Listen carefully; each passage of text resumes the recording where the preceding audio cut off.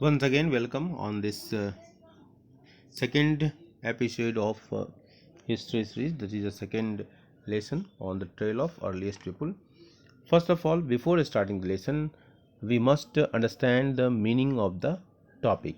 This topic is the name of the lesson is on the trail of the earliest people. The, in this one, only one word is a little bit difficult, maybe for some students. Trail. Trail means what? Footprint. It is also called mark, path, or trace. So, in this lesson, dear friends, so what we are supposed to study?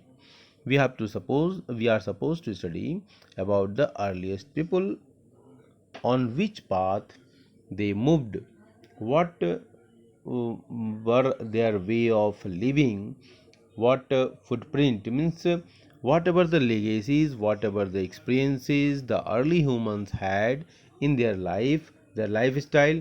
We will try to understand what was what were their means of living, how they were surviving, what kind of life skills they had in terms of today's teaching, if you try to understand it. So we all these things we have to study under this lesson. Okay. So before starting, just try to understand that this lesson is full of discoveries. You must have the discovery mindset. So सबसे पहले मैं ये बताना चाहूँगा कि the our earth which is a was a part of is a part of solar system, and earlier we used to study that there are nine sorry, nine planets of the solar system.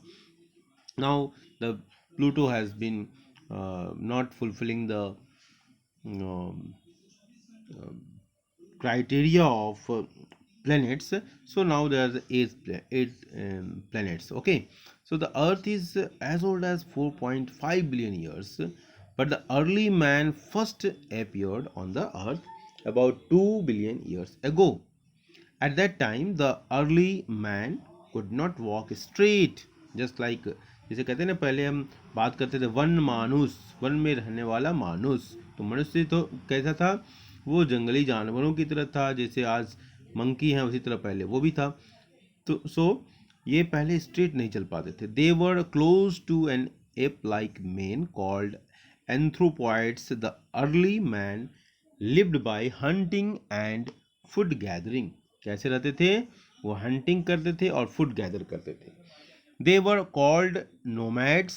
Okay, they mostly used stones to make these tools and weapons. So this period is called the stone age. चूँकि पत्थरों के सब हथियार होते थे, इसलिए उसको stone age कहा गया। तो इस लेसन में हम स्टार्टिंग करें। आपके यहाँ आप देख सकते हैं, आप यहाँ पर फ्लो चार्ट दिया हुआ है। सो आप मेरा जो मानना है इस लेसन को हमने कई भागों में डिवाइड किया है। पहला जो है आपको जैसा कि फ्लो चार्ट में दिया गया है उसको आपको देखना है। इसके बाद फिर हम स्टेप बाय स्टेप बढ़ेंगे कि हम क्लासिफिकेशन, जो आपको क्लासिफिकेशन के बाद हम टाइम स्पैन देखेंगे, टाइम लाइन को देखेंगे, और इसके बाद हम पिक्चर्स के द्वारा और मैप के द्वारा भी इसको समझने का प्रयास करेंगे। तो पिक्चर्स में हम आपको दिखाएंगे different stage of human development, tools कैसा यूज करते थे और टूल्स कैसे बनाते थे, और मैप में हम देखेंगे जो अलग अलग आर्कियोलॉजिकल साइट्स हैं वो उसको हम दिखाने का प्रयास करेंगे। इसके बाद हम और कुछ बातें पेंटिंग वगैरह के बारे में देखेंगे। तो सबसे पहले आप देखिए स्टोन एज। तो पहली बात, हम थोड़ा सा फ्लैशबैक में once again I will go back कि हम पढ़ते हैं history. History by and large is a record of past events. जो भी पुराने ज़माने में बातें वो सब हिस्ट्री के अंतर्गत आती हैं, लेकिन जिन बातों को हम रिकॉर्ड नहीं कर पाए उसको हमने नाम दिया pre history. Okay, are getting point? So pre history, तो हम प्री हिस्ट्री जिसको हम स्टोन एज के रूप में हम इसको क्लासिफाई कर रहे हैं। तो स्टोन एज, इसका कोई रिटन रिकॉर्ड नहीं है, बस उसमें जो ड्राइंग है, पेंटिंग्स हैं, या उनके कुछ स्टोन्स के टूल्स मिल गए तो उसके आधार पर हम इसको क्लासिफाई कर रहे हैं। उसके एज को कार्बन डेटिंग का सिस्टम होता है, उसके द्वारा हम बहुत कुछ जानने का प्रयास करते हैं। तो स्टोन एज को हम तीन भागों में, जैसा कि आपके स्क्रीन पर दिखाई दे रहा है, थ्री स्टेज हम इसको डिफाइन करते हैं। पहला हमारा पैलियोलिथिक एज 5 लाख से 12 हजार BC। BC हमेशा टाइम लाइन पर, हम नंबर लाइन पर, जैसे हम मैथ्स में आपने इंटीजर्स पढ़ा है, पॉजिटिव और नेगेटिव इंटीजर्स और बीच में जीरो का मार्क्स, तो BC जो है वो हमारा नेगेटिव इंटीजर्स की तरफ है, बिफोर क्राइस्ट। और Mesolithic age, Paleolithic age, Mesolithic और न्यूलिथिक एज। सबसे पुराना है पैलियोलिथिक, इसलिए वो BC में दिखाई दे रहा है। मेसोलिथिक भी पुराना है। इसके बाद देखिए क्रमशः उसके एज घटते जा रहे हैं, पहले 5 लाख से 12,000, फिर 12,000 से 10,000 और फिर 10,000 से 4,000 BC न्यूलिथिक एज। इसका मतलब क्या है, देखो हम लेफ्ट से निगेटिव इंटीजर से पॉजिटिव इंटीजर की तरफ बढ़ रहे हैं, हालांकि BC है इसलिए अभी हम जीरो से पीछे ही हैं। ओके, सो स्टोन एज को 3 पार्ट्स में डिवाइड किया गया है, that is a Paleolithic age, Mesolithic और न्यूलिथिक। इसके बारे में थोड़ा सा आप जानकारी लेंगे यहाँ पर। फिर पैलियोलिथिक एज को 3 भागों में डिफाइन किया गया है, early Paleolithic, middle Paleolithic age and lower Paleolithic age. Okay, the early man used locally available stones to make tools and implements। ये लिखा हुआ है इसमें, आप पढ़ सकते हैं इसको, मेन पॉइंट्स के रूप में आप लिख भी लेंगे। Fire was discovered in this period। The early man began to use fire to be safe from the wild animals। और फायर का आविष्कार जो था बहुत बड़ा एक रिवोल्यूशन था, जैसे आज के समय में आप उसकी कल्पना नहीं कर पा रहे होंगे। जब मनुष्य एक जगह से दूसरी जगह भटकता था, एक जगह से दूसरी जगह जाता था, उसको रहने के लिए कोई साधन नहीं था, पेड़ों पर रहता था, छिप के रहता था, जानवर उसको खा जाते थे, बहुत ही मुश्किल जीवन हुआ करता था। तो नोमैडिक लाइफ थी उनकी। Hunters, they used to hunt the wild animals, fish, birds, gathering और फ्रूट्स वो इकट्ठा करके रखते थे, रूट्स, नट्स जो भी मिल गया उसमें। कुछ नट्स पॉइजनस होते थे तो मर जाते थे, तो फिर उसके लिए कुछ मार्स बना लेते थे वो लोग, और उसको जो अच्छे थे उसको प्रिजर्व करके रखते थे, ताकि फिर, तो वो बहुत बाद में इन लोगों ने ये सब चीज़ें सीखी। तो वो हंटर एंड फूड गैदरर्स कहे जाते थे जब उनकी ये लाइफ स्टाइल थी।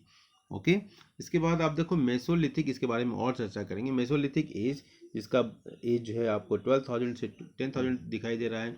The world had become a bit warmer.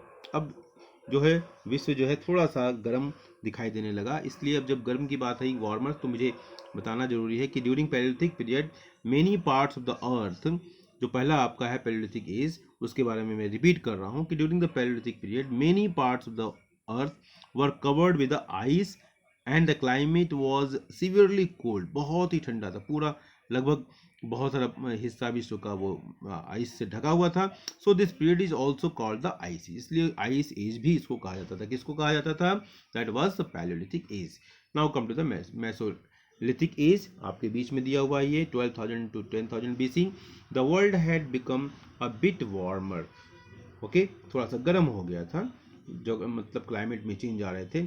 Tools and implements became more sharp and accurate called microlith. ये शार्प हो गए थे, जो टूल्स थे वो शार्प हो गए थे, और इसका नाम क्या दिया गया था? माइक्रोलिथ। आपके हेडिंग्स में देखेंगे माइक्रोलिथ, इससे क्वेश्चन भी आते हैं, तो ध्यान से पढ़ेंगे। The early man learn about growing crops and domesticating animals. अब मेसोलिथिक एज में ही उसको इस बात की जानकारी हो गई थी, क्रॉप को ग्रो करना। और ये बहुत बड़ा है, इससे क्रॉप के ग्रो करने से सबसे बड़ा फायदा क्या हुआ? तो ये स्टार्टेड द सेटल्ड लाइफ की यहाँ से शुरुआत होती है। तो ये बहुत बड़ी घटना माना जाएगा कि मेसोलिथिक एज में इस तरह की बातें हुई। तो इसको मिडिल स्टोन एज कहा जाता है। और वर्ल्ड हैड बिकम रिलेटिवली, इसमें जो आपने पढ़ा कि ये वार्मर हो गया, तो इसमें आप में ग्रास लैंड्स वगैरह सभी देखने को मिलते हैं। The early man learn about growing crops and domesticating animals. Okay, तो ये बहुत ही बड़ी घटना थी। इसके बाद हमारा नेक्स्ट है डिवीजन जो है स्टोन एज का, वो है न्यूलिथिक एज, और आपकी स्क्रीन पर दिखाया 10,000 to 4,000 BC। Okay, beginning of settled life, ये बहुत बड़ी बात है, जो कि मेसोलिथिक में जो स्टार्टिंग हुआ था उसका परिणाम क्या हुआ न्यूलिथिक में, कि बिगिनिंग ऑफ सेटल्ड लाइफ यहाँ शुरू होती है। वहाँ पर पार्सली हुई होगी, इसलिए उसमें हम इसको क्वाइन मतलब उसको इतना प्रोमिनेंटली हम इसको नहीं एक्सप्रेस करते हैं, बट न्यूलिथिक एज में वो फर्मली डेवलप हो गए, इसलिए हम जब सेटल्ड लाइफ की बात हम करेंगे तो बिगिनिंग ऑफ सेटल्ड लाइफ हम न्यूलिथिक एज में ही देंगे। ओके, नेक्स्ट पॉइंट है हमारा, the early man became a food producer instead of food gatherer. अब फूड को प्रोडक्शन करने वाला हो गया। अब वो केवल गैदर नहीं करता था, इकट्ठा नहीं करता था, बल्कि वो उसको प्रोड्यूस करना, मतलब इसको अंदर टेक्निक आ गई। अब वो जगह जगह से मूव करते करते वो थक चुका था, और उसने चलते चलते वो बहुत सारे एक्सपीरियंस एक्यूमुलेट कर लिया और उस एक्सपीरियंस का फायदा उसने क्या किया कि beginning of settled life start होगी। They left their nomadic existence gradually, और उनका जो नोमैडिक जो कल्चर था, एक जगह से, नोमैडिक का मतलब होता है कि moving from one place to another place in search of food and shelter, तो दैट फीचर हैज चेंज, उसको उसकी जो कैरेक्टरिस्टिक्स थी वो बदल जाती है।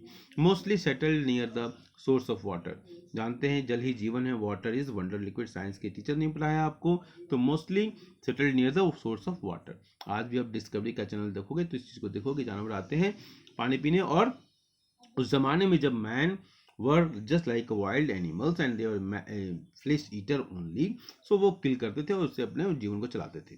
Okay, that was different. So growth of early villages began to take place, अब यहाँ से सेटल्ड लाइफ, और सेटल्ड लाइफ के बाद अब विलेज लाइफ शुरू होती है। अब अगर हम टाइम स्पैन के रूप में देखें तो आपके स्क्रीन पर दिखाई दे रहा है बिल्कुल साफ टाइम स्पैन, आप देख लीजिए। हमारा जो पैलियोलिथिक एज है वो आप लेफ्ट साइड में आप देख सकते हैं, और मेसोलिथिक एज बीच में है, 12,000 टू 10,000 BC के बीच का जो है वो स्क्वायर के रूप में ये बना हुआ दिखाई दे रहा है। इसके बाद न्यूलिथिक एज राइट साइड में न्यूलिथिक एज है। तो ये हमारा जो टाइम स्पैन है वो मुझे उम्मीद है कि आपको बिल्कुल क्लियर हो गया होगा। एटलीस्ट इतना तो मालूम ही हो गया कि सबसे पहले पैलियोलिथिक एज था, उसके बाद मेसोलिथिक, और सबसे बाद में न्यूलिथिक एज आया जिसमें सेटल्ड लाइफ स्टार्ट हुई। आप देख सकते हैं इन मनुष्यों को जो कि हमारे फोर फादर्स हैं, इसलिए मैं कभी भी हमारे जो ट्राइबल लोग हैं उनको कभी भी डिसरिस्पेक्ट नहीं करना चाहिए कि they are actually our forefathers. Okay, जिसको हम वनवासी कहते थे, और मैकाले की शिक्षा पद्धति में उनको आदिवासी कहा गया ताकि हम नॉर्मल लोगों से, हिंदुस्तानियों से उनको अलग दिखा सकें, जबकि ऐसा नहीं था। पहले केवल दो ही शब्द यूज होते थे हमारे यहाँ सनातन परंपरा में, भारत में। वो पहला था वनवासी और नगरवासी। जो नगरों में रहते थे, मतलब टेम्पल टाउन का, जब आप क्लास 7th में पढ़ेंगे इसको, टेम्पल टाउन का जब विकास हुआ तो उस समय वो नगर में जो रहने वाले लोग थे, और नहीं तो बाकी सब लोग, हर जगह तो जंगल ही था। यहाँ पालम दिल्ली में या बेंगलुरु में या चेन्नई में हर जगह जंगल ही था। बाद में ये सब बहुत सारे डेवलपमेंट हुए, इंडस्ट्रीज लगाई गई, डिफॉरेस्टेशन हुआ, तो इस तरीके से सारी चीज़ें डेवलप हुई, तो हर जगह तो जंगल ही जंगल था।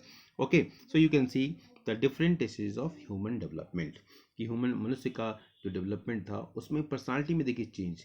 सबसे पहली जो पर्सनालिटी है उसके फीचर्स में, उसके स्टैंड अप होने का तरीका, इसके बाद दूसरे के स्टैंडिंग होने का पोजीशन, ये सब सारी चीज़ें आपको दिखाती हैं कि कैसे इवोल्यूशन हुआ। इसके बाद अभी आपके स्क्रीन पर जो दिखाई दे रहा है वो अलग अलग तरह के टूल्स हैं। कभी कभी आप छत्तीसगढ़ के रायपुर में मैं गया था, वहाँ म्यूजियम में इस तरह के बहुत सारे रखे हुए हैं। इस तरह उड़ीसा में मैं गया था तो उस तरह के बहुत सारे टूल्स दिखाई देते हैं वहाँ पर, जो कि अर्ली ह्यूमन्स यूज करते थे। तो टूल्स ऑफ अर्ली मैन, ठीक है, ये हम लोगों का टूल्स, अर्ली ह्यूमंस का ये टूल्स था। पॉइंट, बच्चे आज भी, छोटे छोटे बच्चे इस तरह के टूल्स से खेलते हैं। और फिर देखिए टूल्स के वैरायटी में जो चेंज आ रहा है, देख सकते हो शार्पनेस में आप अंतर देख सकते हैं। माइक्रोलिथ्स और माइक्रोलिथ्स अभी आपने जस्ट पढ़ा है, व्हाट इज माइक्रोलिथ्स। ओके, तो आप इसको याद रखेंगे कि माइक्रोलिथ्स क्या होता है, ये क्वेश्चन कई बार ये आ चुका है। ओके, तो अगर आप देखें तो उनकी बनावट में देखिए कितना अंतर है, उसकी शार्पनेस में कितना अंतर है। अब देखिए हम बनाने के तरीके को दिखा रहे हैं कि किस तरह दो पत्थरों को रगड़कर एक हथियारों को शार्प किया जाता था। शार्प इसलिए करते थे कि so that it can hunt, they can kill the animals and they can eat their flesh. So tool making technique को यहाँ पर दिखाने का प्रयास किया गया है। इसके बाद देखिए इम्प्रूव टेक्निक, जब जैसे जैसे मनुष्य ग्रो करता है, जैसे आपकी एज बढ़ती है तो आपके साथ एक्सपीरियंस भी आप बहुत सारा एक्यूमुलेट करते हैं, और आप धीरे धीरे अपने एक्सपीरियंस को यूज़ करते हैं। तो इसी तरह उस ज़माने में भी ये हमने हमारे फोर फादर्स ने इस टेक्निक को यूज़ किया।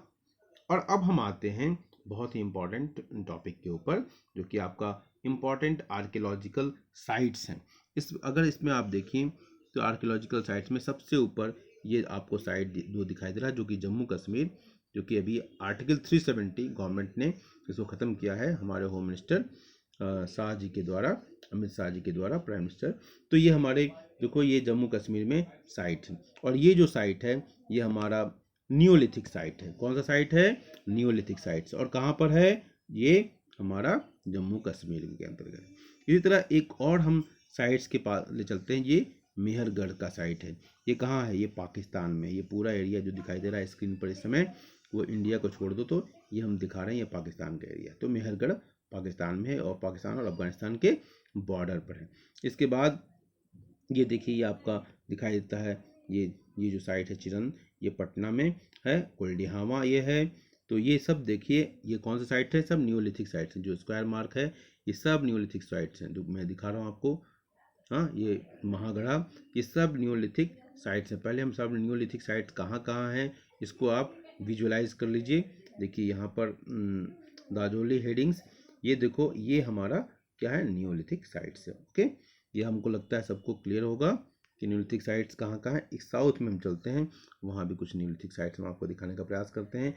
हल्लूर दिखाई दे रहा है, ये देखिए न्यूलिथिक साइट हल्लूर। ओके, इसी तरह पायमपल्ली, ये भी आपका न्यूलिथिक साइट है।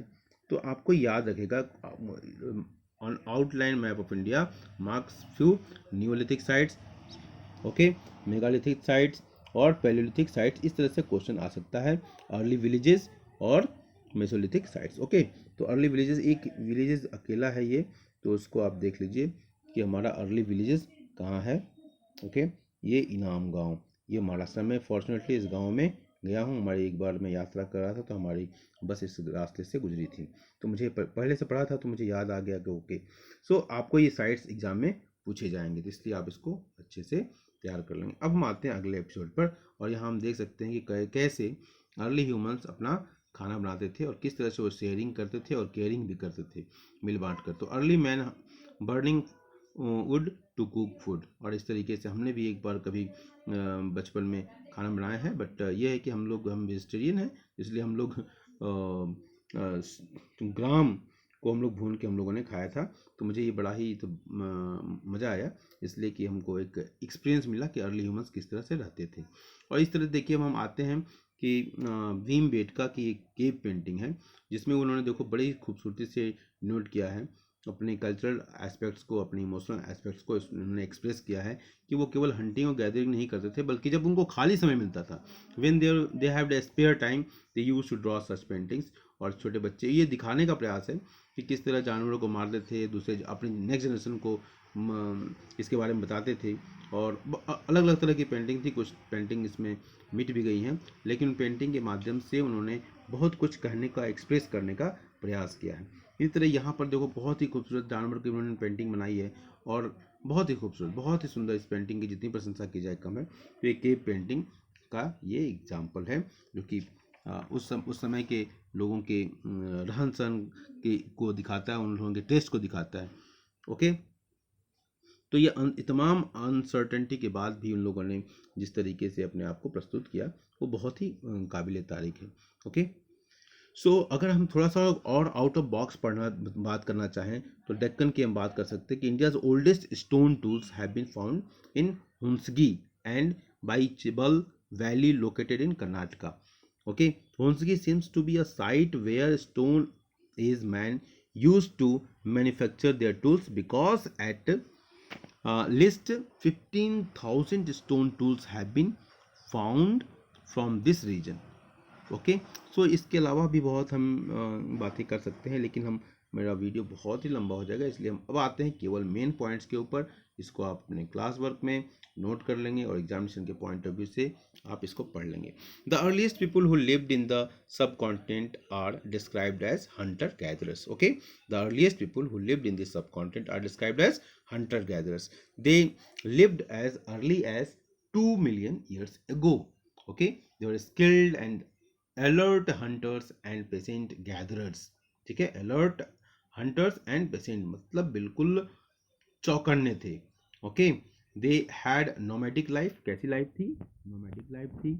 And always on the move in search of food and shelter, ये फीचर ही होता है नोमैडिक लोगों का। ओके, तो archaeologist have found tools made of stones, wood and bones. Archaeologist कौन होते हैं? Archaeologist are the peoples who study the remains of the past. तो archaeologist have found tools made of stone, would and bone. हर तरह के हथियार उनके पास थे। Different tools were used for different task, अलग अलग जैसे हम अलग अलग कामों के लिए हम अलग अलग तरह की टूल्स आज भी यूज़ करते हैं, उसी तरह उस ज़माने में भी अलग अलग कामों के लिए अलग अलग तरह के टूल्स यूज होते थे।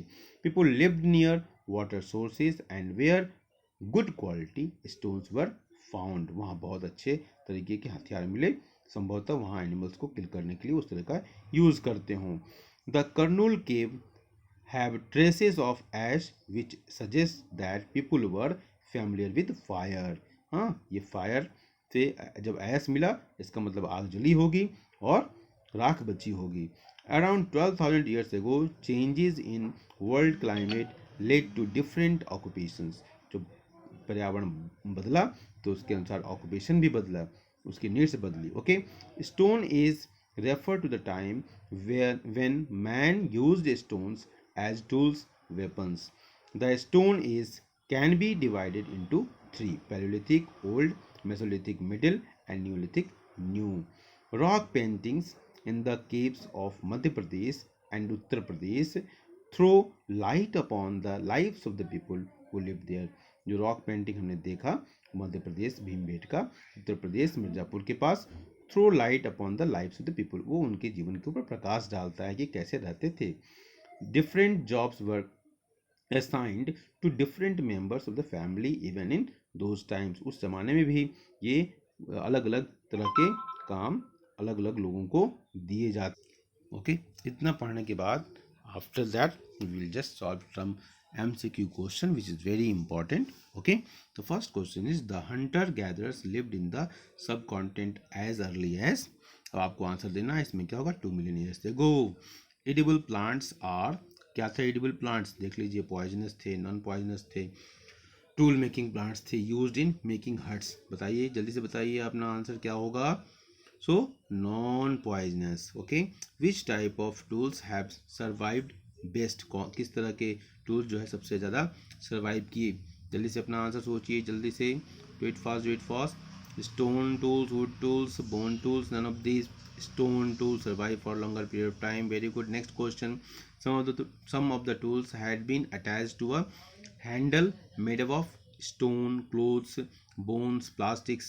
quick quick quick, do it fast, do it fast, answer answer answer, bones, correct answer। the evidence of hunter gatherers have been collected from which of the following sites? Karnool Caves, Hunski, both A and B, none of these, quick quick quick quick, 1 2 3 4 5 6, both A and B। most of the sites were located near the rivers, seas, lakes, all of these, quick, very good, come on come on come on come on, all of these correct। Bhimbetka site was the factory site, habitation site, habitation cum factory site, none of the above। जल्दी करें, quick quick, last question शायद, habitation site, correct answer। most of the rock shelters were close to Shivalik, Himalaya, river, Narmada valley. Quick answer, जल्दी करें बेटा, come on come on come on come on, Narmada valley, correct answer। traces of ash have been found in Hunski, Mumbai, Kurnool, Bhimbetka। quick quick dear, quick dear, quick dear, quick dear, yes, correct, Kurnool। traces of the ash gave the indication of what? use of metal, use of matchbox, use of kerosene, use of fire, tell me jaldi sir, quick quick, use of fire, very good। in which period the major changes in the climate of the world had been noticed? Paleolithic, Neolithic, Mesolithic, Microlith, jaldi बताएं, quick quick quick। Paleolithic। stone tools found during the Mesolithic period are called what? Microlith, spears, arrows, none of these, 12, जल्दी कीजिए, 12, fast fast, none of these stone tools found during the Mesolithic period are called, none of the Microlith भी नहीं था, spears भी नहीं था, arrow भी नहीं था। अब हम आते हैं ये questions fill in the blanks, इसके आंसर मैं शेयर नहीं करूंगा, आप क्वेश्चंस देख लीजिए and try to give the answer in the chat box. Okay, so these questions are for your और ये फाइनली आप जब सब पढ़ लेंगे तो इसको चैप्टर को रिटन टेस्ट देंगे and this is also your what you do, it's a homework। okay, so you can do it। goodbye, thank you dear friends, thank you।